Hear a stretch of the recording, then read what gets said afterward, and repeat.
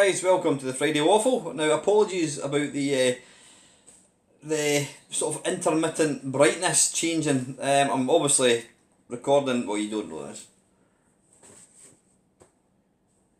Hello, welcome to the Friday Waffle guys. It's Friday and it's 5:30. Now I'm doing this early because I'm actually going out tonight. I'm out with a mate. We're going to this sort of rock club. It's like live music, and then there's a kind of disco thing after it.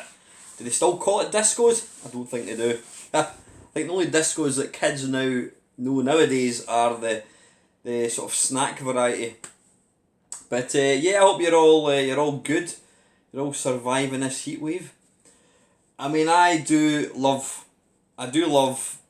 good weather because I'm an outdoor person. I love being outside, and obviously if you get nice weather it makes it all the better. I love the fact that I can take the dogs out for a walk late on at night. You know, it gives you so much more time to sort of do stuff. But this heat, I don't think anyone in the UK is really designed for this weather. The problem is that we have here in the UK is, unless you're extremely wealthy, most people don't have air conditioning in their house. Most workplaces, well, some workplaces have air conditioning, but yeah, most places don't. Most homes don't have air conditioning. So when you get a really sort of hot period of weather like we're getting just now, it can be very uncomfortable. I mean, I had all my windows wide open last night, lying on top of the bed. The problem is any noise outside and it just sets my two dogs off. So I was up at 5 o'clock this morning shouting at the dogs because they were barking. In fact, I probably ended up making more noise than the actual dogs themselves. So, right, before I kind of get into the meat and bones of the waffle, I've been giving the channel a bit of thought. I need to stop saying I'm so aware of saying it, and I know I've just said I'm going to try and not say it, which means I'm just going to continue to say it, but it's something that I am very guilty of. A lot of people say it to fill a gap rather than just stopping what they're saying and then allowing some quiet. You say so I'm going to keep saying it, but I'll try and not say it if I can. I've been thinking about my channel, and I've got to say I'm really enjoying doing this thing again. It's taken me, I mean it took me a good, I don't know, I reckon probably the first maybe 6-7 months of moving into my own place. I don't know if I was lacking enthusiasm. I don't know if it was so much that, but I just seemed to, I don't know, I just had other things that I wanted to do, and I'm still like that. I mean, I've still got all my other hobbies, my running and, you know, what have you, I go to the gym and all that kind of stuff, but I'm kind of on a second wind with the YouTube channel, and, you know, I've been making a batch of videos. I've got a batch of videos saved. I've not published them yet, and every other day I'm thinking, oh, I can't wait to make a video about this. So I am trying to, you know, start getting more ideas and start kind of putting out some decent content again. The one thing that is frustrating me, and I know I said I wasn't going to mention it again, was my subscriber count. I saw a comment, somebody commented on a video that I had done last April, which was over a year ago, and I had basically broken the 2,000 subscribers back in April. That was over a year ago, and it's a wee bit depressing when I think that in the last, how many months? May, June, July, in the last 15 months I've picked up 500 subscribers, which is pretty shit. It is. I mean, there's no two ways to look at it. And I'm kind of wondering why that is. Now, I know it's not about hitting big numbers. As you know, I don't monetize. Well, I do monetize my channel, but I don't do Patreon. I don't ask for donations, anything like that. But it's a wee bit depressing because I know there's a lot of you guys enjoy what I'm doing, and it would be nice to be able to share it with more people. But I don't know why. don't know why. I mean, I don't generally advertise my channel as such. I don't really mention it anywhere. I don't really post links anywhere, though I did do that last week. Was it Ox, I think it was? He had said, look, why don't you mention in, is it the RULL forum or something? I've no idea what it is. It's a kind of retro gaming forum. He says, why don't you mention it in that? And, because people love that kind of thing. So I did. I made a post, and well, I don't think I've gained any subscribers from it. And what's depressing was this time last week, I actually hit 2,500 subscribers. And then when my waffle went live, last week's waffle went live, it immediately dropped down to 2494. It dropped by 6. Now, I was talking to One Boys Post 1975 on whatever day it was this week, and he was saying that he's in exactly the same boat. He says that his channel is it 6,000? He's just under 6,000 subscribers, or is it just under 5.5? I think it's just under 6,000, and he cannot get above that figure. And what he said was, now I don't know if this is fact or not, but what he said was, in the old days, YouTube would every now and again, every few months, they would basically just check all the accounts, all the subscriptions, and any accounts that hadn't been used in, I don't know, a year, whatever, were closed. So every now and again, your sub level would just drop. But according to Dave, he seems to think that they're doing this every day. So that every day it goes through, it ploughs through all the channels, all the accounts, YouTube accounts. And if an account hasn't been used for a certain length of time, it closes it. Now obviously, if you've got one of these people as a subscriber, when that account closes, your sub level is going to drop. But it's depressing that my channel really hasn't grown a lot at all in a year and a half. It's pretty rubbish. Secondly, I'm doing it again. Secondly, yeah, I've done pretty rubbish in the last year. And secondly, I hit 2,500 last Friday, and I'm back down to 2,499. I feel like there's this huge brick wall, and I just can't seem to break through. And like I said, I know it doesn't really matter, but I was talking to Dave about it on the phone, and he's of the same mindset as myself. We do this for the enjoyment. We do it for the love of it. Nothing else. Yeah, I do. Like I said, I do monetize my channel. I mean, I've not actually gained a single penny yet. I think I've made about 90 quid in the last year, which quite frankly is rubbish. I was watching Kim Justice. She was doing a live stream last night, and I only tuned in for a couple of minutes. And in these couple of minutes, 2 people jumped in and gave £20. And I'm not jealous, absolutely not, because I do not want money. I don't expect people to give me money. I don't want it. But it's, I don't know, is it jealousy? I don't know. It's slightly annoying when you're a channel and, you do it for the love of it. You don't do it for anything else. You're doing it for the love of the hobby. And you find it extremely hard to grow. You don't ask for anything. Then there's other channels out there that as soon as the first thing that pops up, I was watching a channel this morning, and the very, very first thing that popped up was, please support me in Patreon. So right away it's like, give me money. And yeah, Patreon is it's a thing that anybody can do. I could do it. I'm not going to do it. I don't have anything against it, because at the end of the day, people like myself and all these other channels, Kim Justice, all these other people, they're basically putting out content for free. Now, I'm not going to say that my channel is better than Kim Justice's, not at all. She has got an amazing channel. She puts a lot of hard work in. The big difference is, and it's a huge difference, that is her full-time job.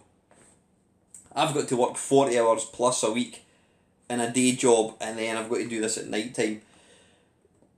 But it's, yeah, like I say, if somebody wants to, so we're giving this content out for free, and if somebody wants to say thank you and give you a little money, then I don't see a problem with that. For me personally, no, it's not going to happen. I wouldn't feel comfortable at all. I think the minute you start accepting money for doing something, things change, because you can't then, well, you could, but I don't think you could really say, you know what, I can't be bothered doing a video today.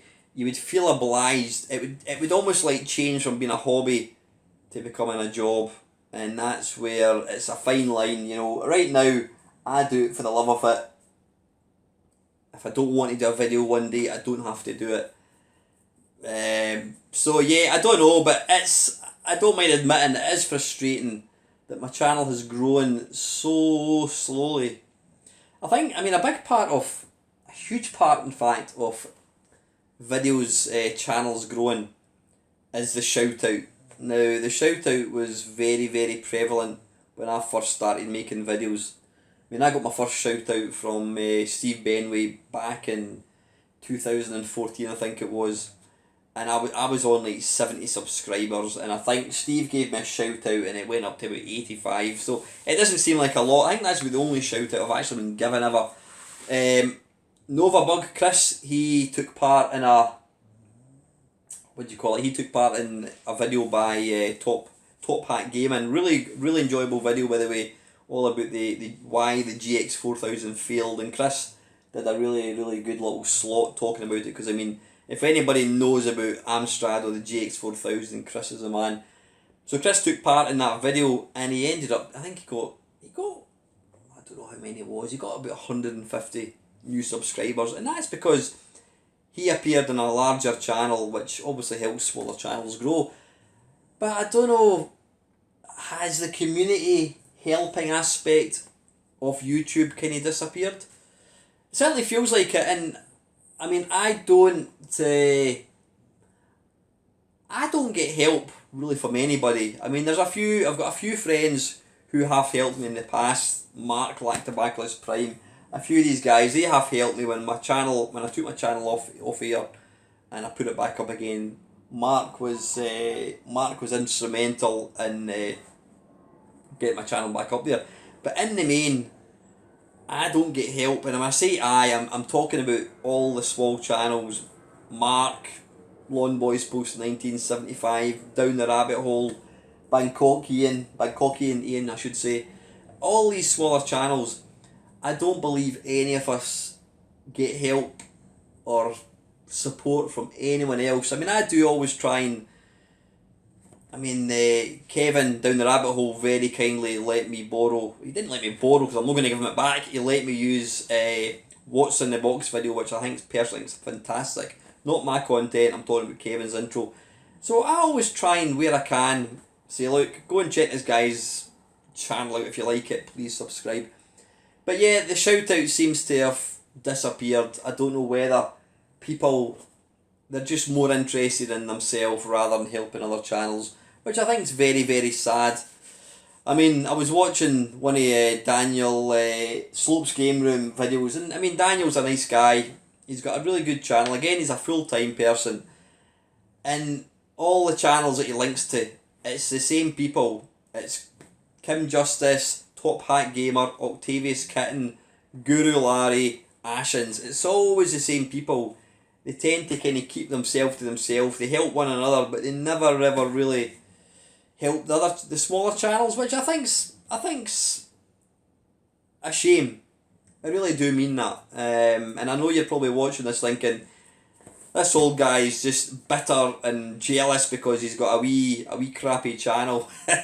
And you know, possibly there is a bit of jealousy, but I just think we could all do a lot more to help bring other channels on. But I don't know, it just seems to be, I'm alright, Jack, look after yourself, because I don't really, when I refer to the community, I don't think I get any support from any other YouTube channels really. I mean, I do collab. I'm not talking about my mates, I says Mark and Dave. You know, all these channels, I've got my mates who help out, we do collabs and that kind of stuff. But in the main, I don't get any help from any other channel. So when you refer to a community, nah, I'm not convinced. When I talk about a community, retro gaming community, I'm talking about the guys that I'm talking to right now. People who watch my channel, who talk. I mean, I did a live stream last night. I was going to record a video, and I thought, you know what, it's 9 o'clock, why don't I play a few games for a wee while? So I did that, and yeah, I ended up with about 25 people watching it, and it's the same guys that come on. Saying that, there was a few new faces, which is always really, really good to see. So they came on as well, and we get a laugh, and it's brilliant, and that's, to me, that is the community. But as far as other YouTubers helping other YouTubers, nah, I'm not convinced.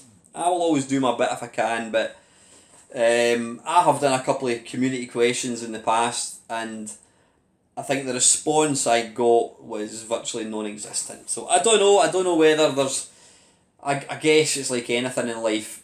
There's always going to be people who, for whatever reason, don't like you.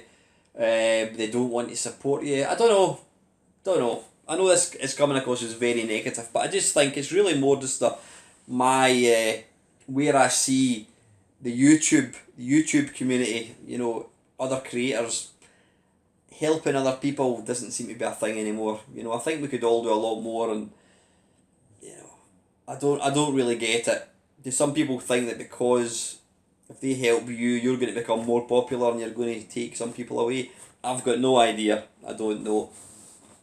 So, with that in mind, anyway, getting back in a more positive sort of stream, I am enjoying my YouTube thing a lot. I'm enjoying making videos again. But it's got me thinking, and my girlfriend actually said this to me. She says, why don't you... It's something that you can talk. She says, you're great at just talking. And I suppose I am. I mean, I'm sitting here yakking away to myself. You know, I'm looking at my Samsung Galaxy tablet here, talking away like I'm talking to somebody. So I can absolutely talk for Britain.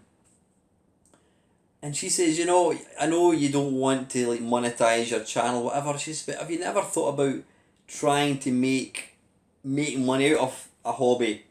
You know, why would you not want to get paid, earn a living doing something that you enjoy? And she's absolutely right. You know, I mean, why would you not want to do that? I mean, I've got a job. I've got quite a good job.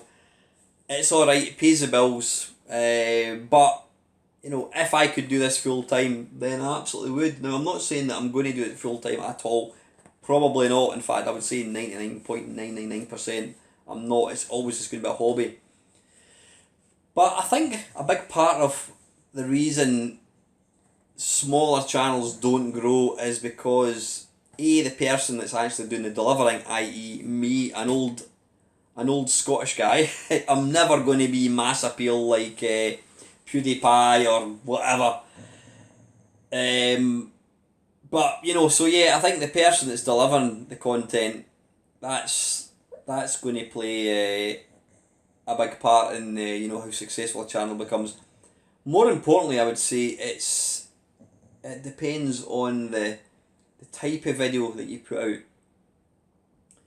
Now, looking at my stats, one of my most popular videos, in fact, I think 2 of my top 3 most popular videos, and they've maybe got like 5,000 views or that, it's nothing big. One of them is comparing 2 consoles, the GXD, whatever it's called, I can't even remember the name of it, comparing that against the Nvidia Shield Portable. Another one is my top 10 worst Commodore 64 budget games. Now, if you look at Slope's Games Room, or if you look at Top Hat Gamer, a lot of their videos are top 10s. It's lists, it's talking about lists of things. Now, people seem to thrive in that. You know, I know that I could probably get in more views. Instead of calling an 8-bit face-off kerfuffle Manic Miner, I should just call it the Spectrum versus Commodore 64. And that would, because when people type it into YouTube, it's going to pop up, whereas nobody is ever going to type in kerfuffle, face-off kerfuffle, because it's just a stupid name. So yeah, I think if I was to name my videos better, then it'd probably get more people. But there's a certain type of video that people enjoy watching, and lists of things seem to be one of them. But I'm not about just lists. I do list videos, but there's so much more that I do, and I don't want to. I want to continue to do it because, like I says, it's a hobby, and I want to be able to enjoy what I do. If I don't enjoy making these videos, then it's not going to last. You guys are going to pick up that I'm not enjoying it, and it's just quite simply not going to last. So I'm going to stick to what I'm doing. But it got me thinking. I want to sort of do something a bit different from what I'm doing at the moment. Now, before you start panicking, think, oh no, Alan's selling out, he's going to start playing Call of Duty and Minecraft. That's not going to happen. This channel will be staying exactly where it is. I'm going to continue to do what I'm doing. But what I'm going to do is I'm going to start a second channel. Now, I'll probably just call it Alan Stewart. In fact, I do have an Alan Stewart YouTube channel. We'll just move that. Yeah, I do have an Alan Stewart YouTube channel. But what that is going to be, I'm going to use that for videos that are non-video game related. I mean, like last weekend, myself and my girlfriend, we went along to the secret nuclear bunker in St Andrews.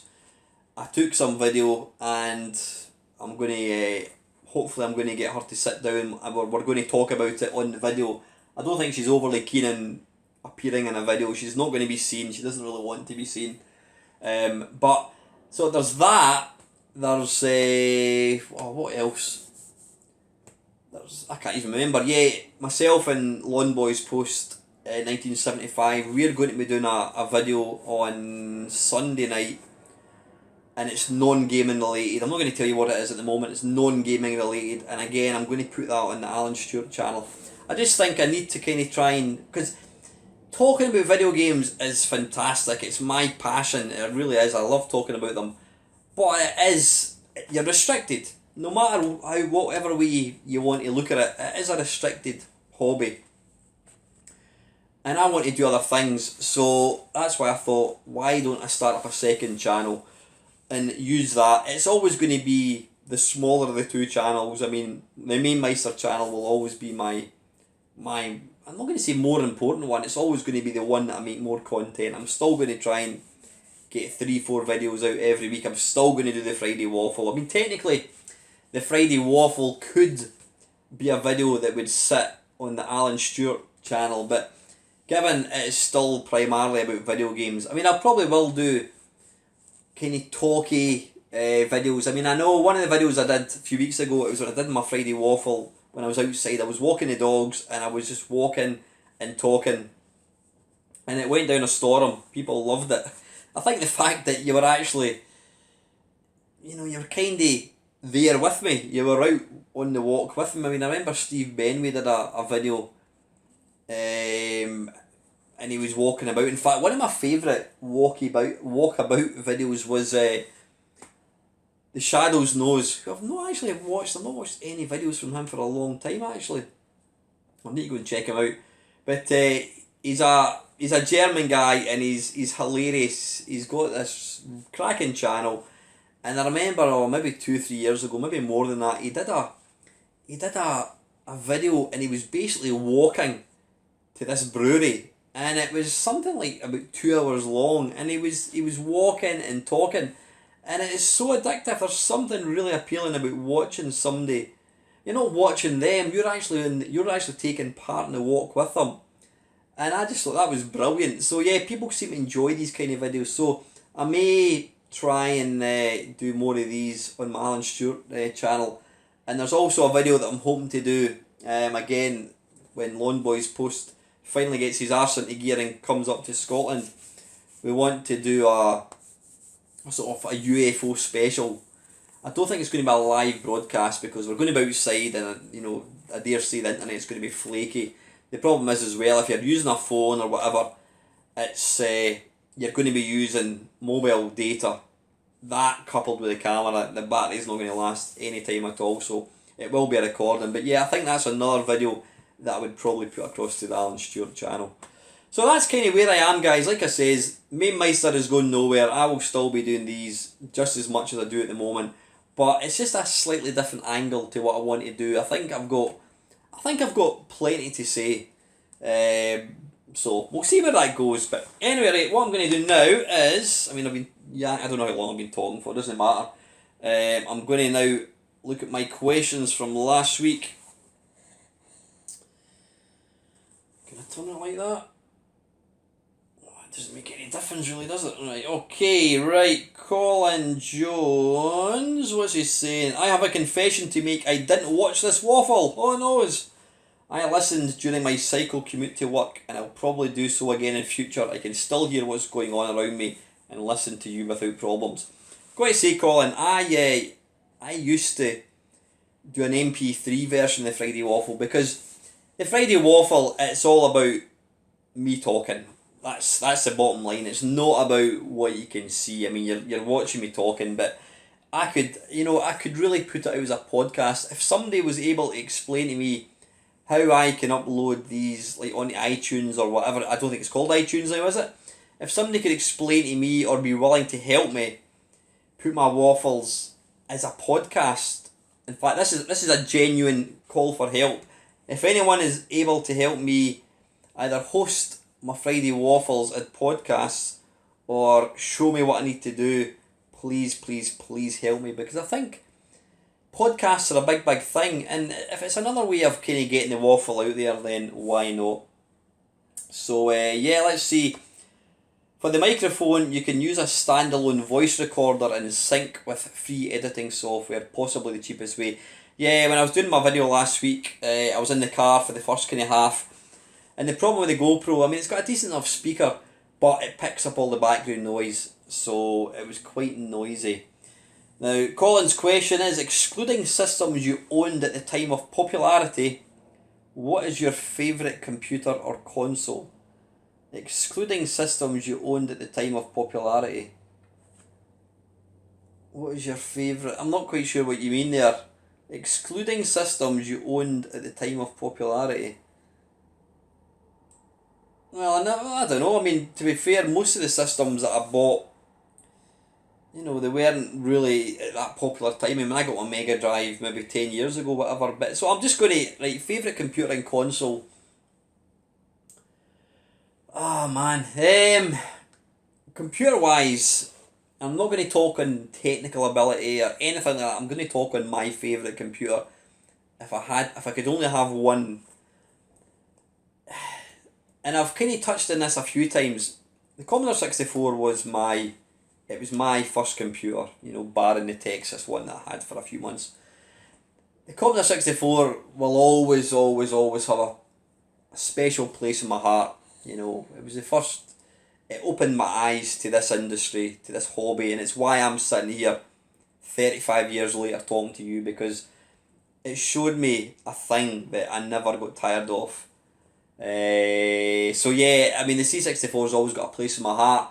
Saying that, do I play many C64 games now? Not particularly, because a lot of them, they haven't stood up very well. I mean, I would probably be struggling to name, and I'm actually just like, this could be a good question to the community. I would probably be struggling to try and name 10 Commodore 64 games that I would play regularly. I mean, I've got stuff like Pipeline, Super Pipeline 2, funnily enough, Whizball. What I'm saying is a lot of the games, most of the C64 games, indeed most of the 8-bit games, I don't think have any real longevity. They don't really stand up as good games now. Stop it, Archie! I've got a dog. See, this is the problem. See, you've got two dogs, it always kicks off. One of them hears something outside, then the other one starts barking. So, the C64 will always have a special place in my heart. However, Commodore Amiga, I mean, I loved it. I've still got it. I'm looking at it there. I've got a A1200. I've got an extra memory, and it's accelerated. All that kind of nonsense. And it's got some Absolutely fantastic games. And the great thing about the Amiga is it's got stuff like World of Sensible Soccer. It's got stuff like I don't know, games that you can save and you can play over months. Whereas I couldn't imagine playing a game apart from like Elite on the C64 for any length of time. So my favourite computer would have to be one of these two. I'm going to be hypocritical here. If I could only have one computer to keep, oh man, this is difficult. I don't know. I would probably have to go for the Commodore Amiga, down to purely and simply because the games, as I've just mentioned, the games have longevity. You can play them and play them and play them. The C64, there's not that many games that I would really want to return to. But saying all of that, if I was to pick my favourite computer, it would be the Spectrum. No, I'm only kidding. It would be the Commodore 64. Yep, I've said it. Ask me next week, I'll probably come up with a different answer. Favourite console? I was kind of late to the party when it came to getting consoles. I mean, I got the Game Boy when it first came out. I got what did I get? I got a SNES, maybe, I don't know, a couple of years after it came out. I got a Mega Drive 20 years after it came out. What is my favourite console? I'm just trying to think what I've got. I've got the PlayStation 4 and oh man, this is difficult. I could rate every single machine. Oh dear, you know what? Yeah, I would have to. What out of the 16-bit consoles, you got the Mega Drive, you got the SNES. My favourite one is neither of these. It's a PC Engine. There's just something about the PC Engine that I love. I love the whole Japanesey part of it. It's a very much a Japanese console. It was huge in Japan. There's a lot of games that are complete Japanese, no idea what's going on, but they're great fun. But then the SNES is a great machine, as is the Mega Drive. But if I was to pick one of these three, it would be the PC Engine. However, if I was to pick a console, if I was forced to pick one console with every game that was ever released, it would be the Xbox 360. I don't know if you can see. I'm just looking in the camera. No, you can't actually see. They're up there. These are all my 360 games. I've got 3 rows of games now. You can get them as cheap as chips now. There are some fantastic games for the Xbox 360. There's such a massive, massive range of games. And the thing I do like about it, as much as I've not seen MAME in it, there's a lot of compilations for it. So you can play, it means I could play Space Invaders, I can play Pac-Man, I can play Rolling Thunder. Can't play Berserk, unfortunately. I wish somebody would bring out an actual official release of Berserk. But yeah, I can play all the old games. And I've got all these fantastic brand new games. I say brand new, they're 10 years old, and probably more than that. I think the PlayStation 4's about, 8 years old, something like that now. Maybe not as much as that. But yeah, if I had to pick one console that I could play over anything else, it would be the Xbox 360. So thank you very, very much, Colin, for that. Next up, I think it's getting dark actually, I won't bother turning the light on though. What I do like about this tablet, although it's kind of dark in here, it seems to be able to kind of make it quite light, which is excellent. Batman, in honour of your Thursday night live stream, a subject: what are your top 5 C16 plus 4 games? Yeah, last night I was, as I said, I did a live stream and I decided just to play plus 4 and C16 games.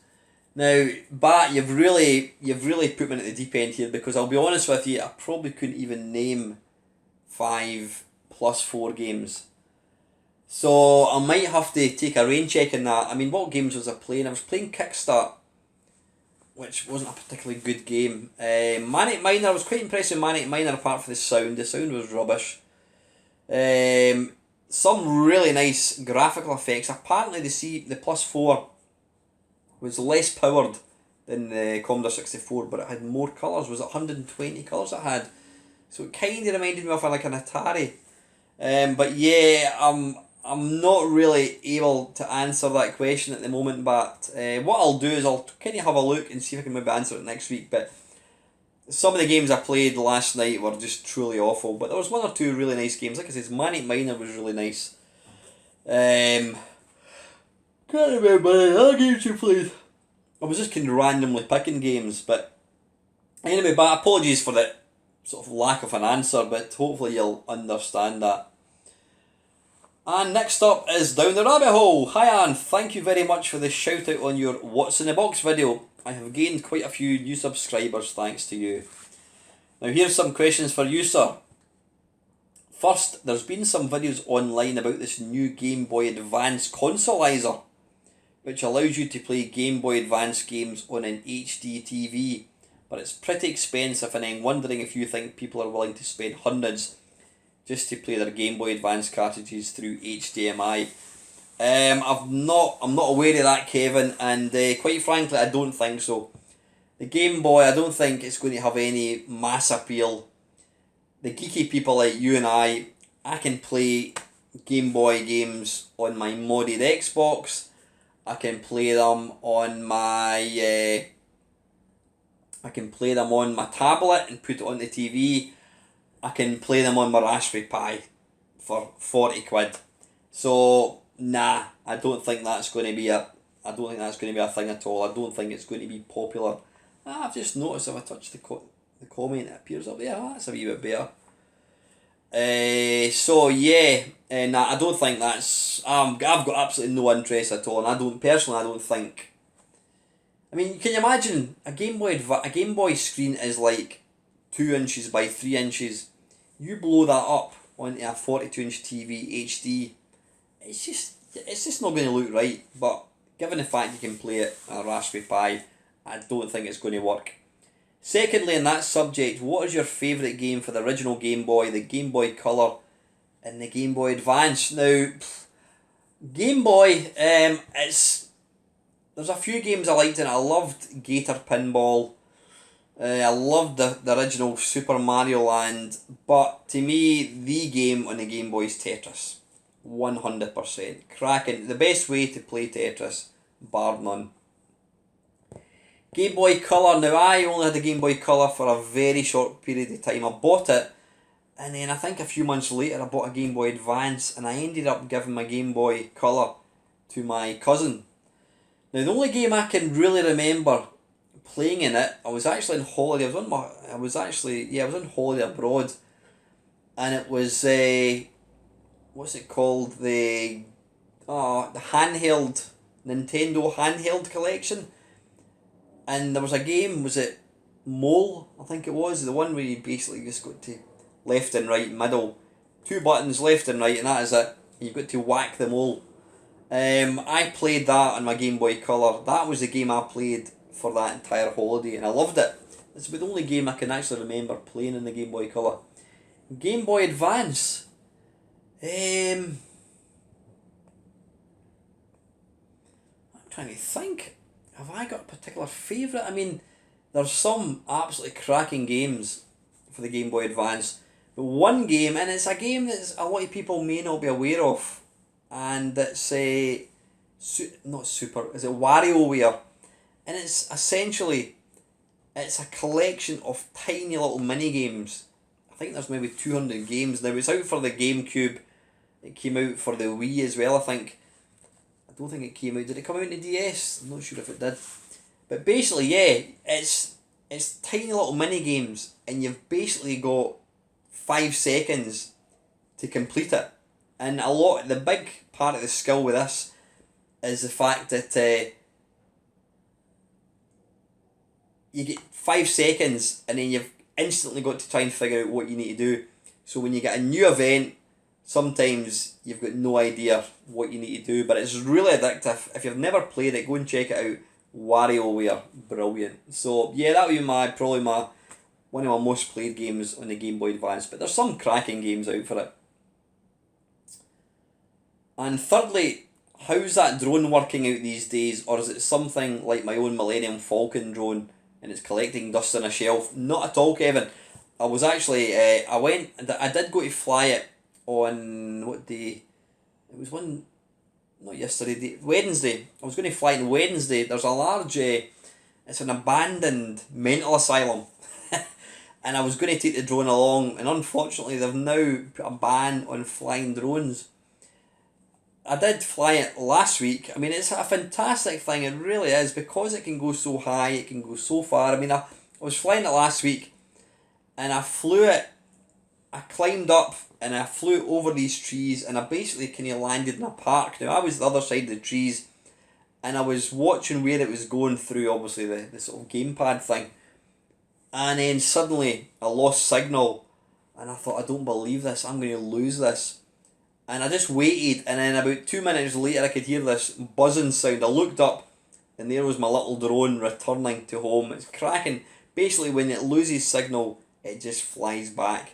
You know, it's almost impossible to lose it, unless you were really stupid. But nah, not at all. I mean, it's the kind of thing, probably in the winter, Kevin, it's going to be hard. You know, unless you are flying it during the day, you're simply not going to be able to use it, because when you finish work it's going to be dark. So it is the kind of thing that you're not going to be able to use during the winter. I don't know, but no, I do love it. I really enjoy it. The only problem is the places you would love to fly it, you're not allowed to, because you're not allowed to take it within so many 100 metres of houses, whatever, you know. And if there's any like people about, I will refuse to fly it. I'll always keep it completely away from people, because I think it's an invasion of privacy. But I do love the drone, absolutely. So anyway, Kev, thanks for your questions, mate. Next one, it's good to see him return. Retrohawk, my mate Scott. Now, Scott was actually watching the stream last night, so nice to see you back again, Scott. Scott is asking, hey Alan, quick question for this week's show. What games have you bought that have been a complete waste of money, i.e. unplayable? Unplayable games. There's been plenty of games that I've bought that have been a waste of money because I don't play them. Ouch, I'm cramping my leg. Oh. But games are unplayable. I suppose I could say, when you say it's a waste of money, I bought Resident Evil 7 for the PlayStation 4. Now, I did buy it before I got the VR, but then having the VR, completing VR, but it is just too damn scary. It's too difficult. So I suppose I could say technically, because it's too difficult, is it unplayable? Maybe for me, maybe for somebody with my crap abilities. So yeah, Resident Evil 7, it's too difficult, don't play it. Wipeout as well, great game. You've really got to enjoy it playing it in VR mode. I've tried it a few times and I just get really nauseous. I really, really do. I mean, you can change the settings, you can change it so that you can't see, you can't look to the side, you can only see out the front cockpit, and that way it's supposed to kind of reduce motion sickness, but it doesn't do anything for me. But I can't say there's any games that have been broken beyond belief. I mean, I bought a few howlers back in the day. One of the famous ones that I talk about all the time was me and my mate. Back in the Amiga days, we could only afford to buy one game between us, and we'd take it in turns to own the game. In this particular month, we bought Street Fighter, not Street Fighter 2, the original Street Fighter, and we got home from Edinburgh. We got the bus into Edinburgh, got home. I told him to go and put the kettle on, and I'll have a shot. And by the time he came through with a cup of tea for us, I'd completed the game, and it was just garbage, absolutely garbage. So that was Street Fighter on the Amiga. So anyway, Scott, thanks for your question. Country Roadus is asking, has anyone seen Marion and Jeff? I have got absolutely no idea what you're talking about. I did Google it, and apparently is it Rob Brydon? It's a programme called Marion and Jeff. I'm not quite sure what the connection is between that and me. Do I look like Rob Brydon? I don't think I do. Let me know. I'm not quite sure what you're actually getting at. Next up, Yoldi Gamer Steve. Enjoyed that. Another great waffle. Thank you. Great question for this week's waffle. What system as a whole do you think had the worst game art on its games? I'd like to suggest the Sega Master System, as those white boxes were just terrible and uninspiring. I would probably go along with you, Steve. If you watch my What's in the Box from last week, I've got a collection of Master System games, which I've got. I don't even own the console. I sold my Master System a few years ago, and I've been meaning to sell the games, but they just had the most uninspiring, lackluster covers you could ever think about. Terrible, really terrible. I mean, I know a lot of Japanese box art is amazing. For the SNES and Mega Drive, and then you get the PAL version, and it's usually terrible. I don't know why they don't just keep the Japanese version and change the title. Because yeah, I don't know why, but I would probably say yeah, I would tend to agree, Steve. I think the Master System is probably the ones that have got the worst. So thanks for that. Next up is Martroid. Martroid, yeah, love this half and half episode, Alan. Just chucking a walk with the dogs too, and you could go into something. Yeah, yeah. Like I says, I will do more of these kind of walkie-talkie waffles. It's just when I'm out with the dogs. It is good fun. Like I said, it does make for a slightly more kind of interesting thing for yourself. Mo Nassar, mate, have you played Limbo from Play Dead? Be interested in your views on that. And it might be an idea for a feature modern video games that wouldn't look out of place as a retro game. Now Limbo, that is the one you basically, it's like a kind of shadow. You play as a little silhouette of a wee guy, and you walk from left to right, and all you can do is jump, walk left and right. You can climb. You can't swim. If you go into water, you die. And you can also like manipulate things. So there might be a lever that you have to pull. And yeah, I've played quite a bit of it. I've not completed it. I think I'm about, I don't know how far I am. I'm maybe a couple of hours into it. Gigantic spiders, and it's horrific. It's a beautiful looking game. It's very, very, I think if you're feeling a bit down in the dumps or depressed, I wouldn't recommend you play it. It's like the polar opposite of Mario Land. It's like dark, depressing.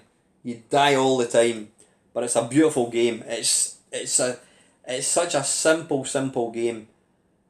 Simple game mechanics, but it's a lovely game. So anyway, Mo, yeah, thanks for that, buddy. Did I reply to your comment? Yeah, sorry, that was Metroid. Yeah, Limbo's a classic. I recently played the sequel to a classic, a sequel to Limbo. Wasn't aware of that. Let me know what that was. So anyway, Mo, thanks for your question, mate. Next up is Panther UK. Great two-parter of a waffle, mate. Also a vastly more sensible way to do the questions. For next time, what do you think were the best and worst TV and film tie-in games? Oh, blimey, where do we start? I mean, without in any particular order, Highlander was absolutely pants. Auf Wiedersehen, Pet is atrocious. It's one of the worst games ever. EastEnders, Grange Hill, all shocking. Miami Vice, another terrible game.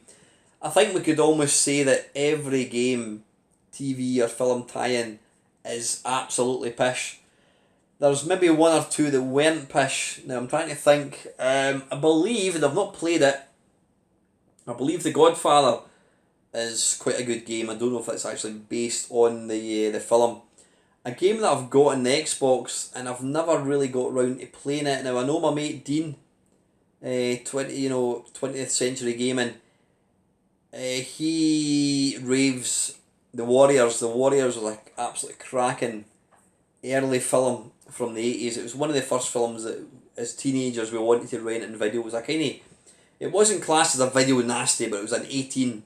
And when you're 12 years old, it's like so exciting getting to watch it. But yeah, there's a really good version of The Warriors on, I think it's on the PlayStation 2 as well, possibly. I'm trying to think of any modern game. I mean, The Walking Dead, I personally don't play them, but my daughter Ava, she's played through, is it Telltale Games, I think it is.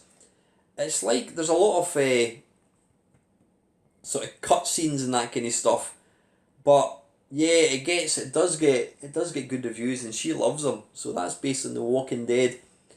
I'm trying to think of any other games. There are absolutely other games. I mean, there's been a few Batmans. Some of the Batman games, the one that came out, the one that basically sold Amiga, is it the Batman the movie? I think it was by Ocean Software. That had some. It starts off with a really good sort of platform level. Then you've also got an amazing level where you're driving the Batmobile, and you basically, as you go around a corner, you fire the hook, and it just kind of spins you around. So that is a really good game. But there's quite a few. I can't think of any offhand. I'm just looking. The Rocky games, they're actually pretty good. The Rocky games are based purely on boxing. I would love to see an actual Rocky game itself. But yeah, the boxing Rocky games are pretty good. I'm just trying to see.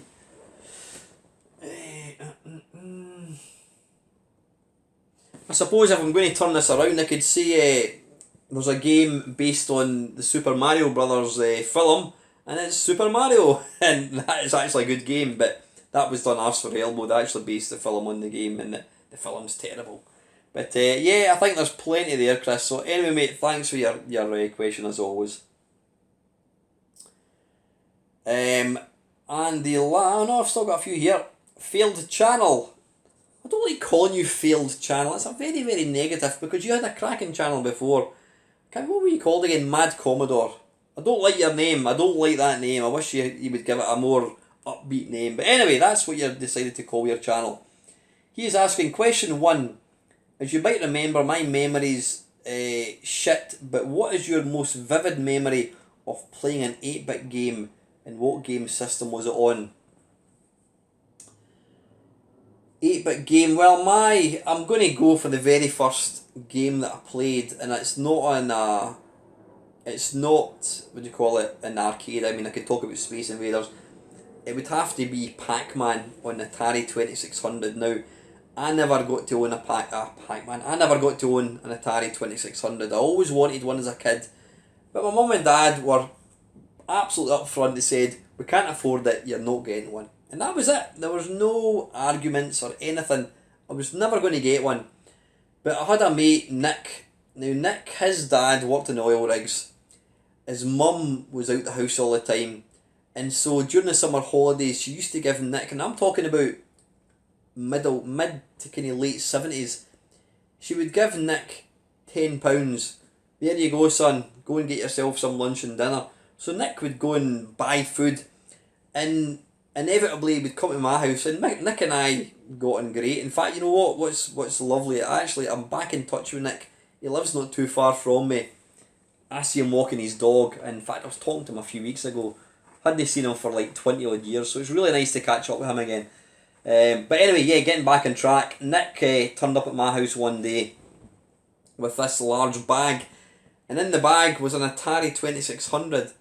And I mean, I'd seen it on the TV, I'd seen it in like Woolworths, but I'd never got to play one, not even like a demo. So Nick came into the house, we set it up on the upstairs TV, but it was the only TV we had back then, and we just played it solid. And I can still even now remember the joy and the excitement I felt getting to interact with a game the way I was interacting with Pac-Man. Here was an arcade game in my living room.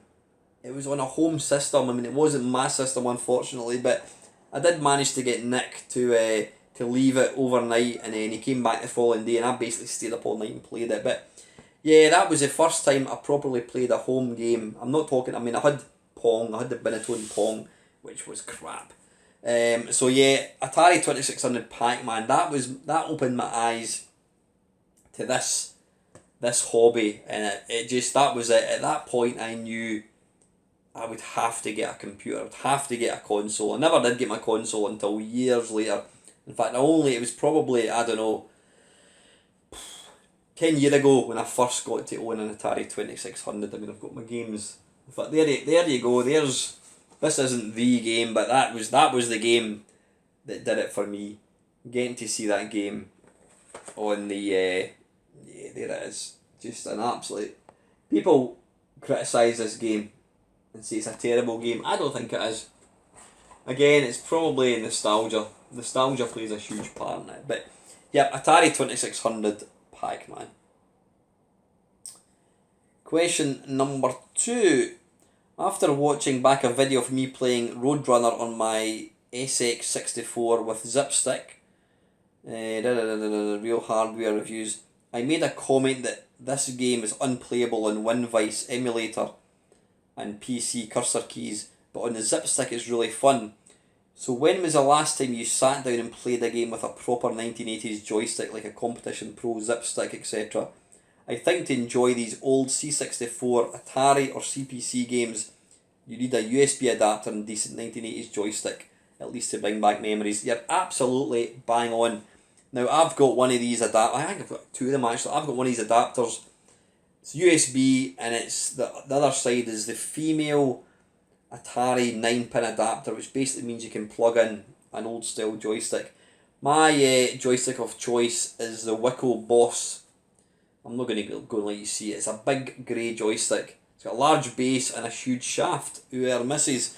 It was my joystick of choice back in the day. And you know what, you're absolutely right. I mean, as much as I'm a fan of emulators, emulation is a wonderful thing. It's free. You don't get any problems with it. It just works. It's instant loading. You don't have to worry about space or anything. But the big thing for me is the controls. Playing a Commodore 64 game using a SNES pad just doesn't feel right. You need to have a proper joystick. You really, really do. So when I'm playing these games, I do use it. When I'm recording them on my PC, because I tend to record different systems, I generally use an Xbox 360 controller, which does work, but it's just not as good as using a proper joystick. So anyway, listen, Mr. Field Channel, I'm going to call you FC. That's not quite so negative. Mr. FC, thanks for the questions, buddy. Next up is Stephen Thornbar. Thanks, Stephen. Hello, question for you. We all know lots of 8-bit games are hard as nails, but flipping that, what game did you like but felt it was just far too easy? I'm not a particularly good gamer. If you're a regular to my channel, you probably know that I'm not exactly highly skilled at any game. Not bad at Berserk now, track and field. But 2 games that spring to mind, and I wouldn't say they were far too easy. The reason I liked them was because they were easy. Commando on the Commodore 64, I could play that literally non-stop. Pipeline, Super Pipeline, quite an easy game to play again. That's one of the reasons I love it so much. And another game is Bruce Lee. It was probably one of the first Commodore 64 games I ever completed. And it's not because I was good, it was because the game is pretty easy. There's a couple of tough bits. There's a wee bit when you get down and it's like a kind of platform, you've got this little spark, a sort of conveyor belt, and you've got to run across and jump over this little spark. But when you jump, when you get to the end, you then fall down onto the level below, which is also got another spark. So you've basically got to try and time both of these perfectly, but that's about the only difficult part in Bruce Lee. So yeah, Bruce Lee, Super Pipeline, and what was the first game I said? Can't remember what it was, doesn't matter. What was it? I can't remember what I said, but anyway, I'd probably go for these 3 games, buddy. It's been games that were just a bit too easy. Thanks very much for your questions, mate. Right, wee Bob. Question for next week. Dave recently done a playthrough of The Great Escape in the Spectrum. Did you ever play this, or where time stood still in your C64? What were your thoughts? I don't believe the game came out on... Excuse me a wee second. Yeah, sorry about the interruption there. Yeah, I don't believe either of these games were out in the Commodore 64, Bob. I mean, as we all know, back in the day, it was thought that the C64 could not do these games. I mean, the ones I do remember playing, the isometric ones, there was Fairlight, which looked lovely, but it was just far too slow. I think, did Head Over Heels come out in it? It might have done, but I think I had moved on to the Commodore Amiga at that point. But no, I've never played them. I know both games do get well received, but again I says, because I never had a Spectrum, I never played them. And because I never got to play these games, when my mate did give me a shot of his Spectrum, I couldn't really play them. I was rubbish, because my brain couldn't really get used to the sort of like the isometric 3D, because I wasn't used to playing that type of game. I just found them quite challenging. But now the bottom line is I never got to play them, Bob, because I didn't have a Spectrum. I only got a Spectrum in the last maybe 10 years or so. Question number 2, based on that, what is your favourite underground game that you talk about the least? Manic Miner. Oh, right, underground game. Oh, dearie me, right. Well, that's an easy one. I'm not allowed to talk about Manic Miner or China Miner. My favourite underground game would have to be Hero. Can't remember what it stands for. Hero is by Activision. And it's an absolutely sublime early video game. It came out in the 2600. It came out on the Atari. I think it came into Spectrum as well. It came out on the, I think it came out in the Atari 2600, it came out in the C64, it probably came out in the Apple, and it's a very simple little game. You control this little pilot, and he's got a jetpack on his back, he's got a laser, he's got a freaking sharks with lasers, he's got a laser on his head, and he can drop bombs as well. It's a really simple game. I said it was published by Activision. If you've never played it, go and check it out. So yeah, that's my favourite underground game after Manic Miner and China Miner. So yeah, listen, thank you very, very much. I'm just laughing at your last comment. It's quite sad when you're typing comments and it's your voice I hear in my head. Might need to see a doctor about that. I'm in your head. Ho ho ho! Anyway, thanks for that, Bob. And let's see. Yep, sorry, Mo Nassar. I'm not sure if there's a question in here. Alan, I guarantee that if you do your magazine recaps, I've got one coming out next week. Computer and video games, Amiga format, Crash, etc. From the early 90s, your subscriber count will go through the roof. People love their retro channels, but magazines are a very UK thing and would be fascinating to a lot of people. Another way is to explore retro options that you wouldn't necessarily use, but opens things up for people who aren't as tech savvy perhaps, or aren't as interested in the emulation scene. Just my 2 cents, buddy. Love your work. Thanks very much, Mo. You know, that kind of thing makes it all worthwhile. It really, really does. Let's have a look. My mate Neil Ox. It's weird, the subscriber thing. I saw it hit 2,500 today. That was last weekend, and then it dropped as soon as you posted the waffle. Very strange. A channel announcement on RLLMUK would do no harm, given the size of their gaming and retro following. Looking forward to the gamer interview with Paul Spriggs, which I have done. It's in the can and it's ready to go. Cracking waffle again, Al. Oh, and a suggestion for another time. Some blurb about controllers, as I tried the games that I played at NERG using MAME when I got back home using a PS2 controller, and for all that some of those arcade cabs were a bit worn, they were still a million times better than a crappy USB controller. Yeah, I mean, I touched on it earlier on there. A big part of the experience of playing games is the controller. If you don't have the right controller, it just doesn't really feel, it doesn't feel right at all. I might actually do a video. I mean, I have got so many different controllers. I might do what is my favourite controller video. That'd be quite an interesting video. There's so many controllers I've got. So yeah, that's a good idea, Alan. I'm going to do that. So anyway, listen, Neil, thanks for that, buddy.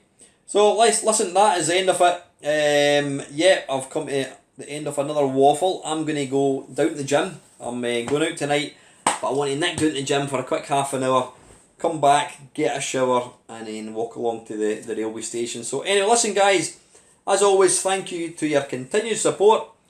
Have a wonderful weekend, and as always, thank you very, very much for watching.